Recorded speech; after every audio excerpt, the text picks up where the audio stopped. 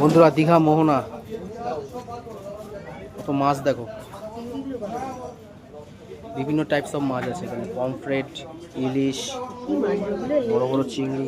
কোনগুলো এগুলো? Squid squid, হ্যাঁ ওই রকমই এগুলো, ওটাকে ছাড়িয়ে কুচি কুচি করে তোমাকে ফ্রাই করে দেবে।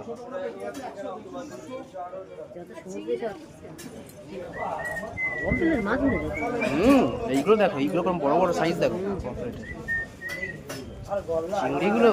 ও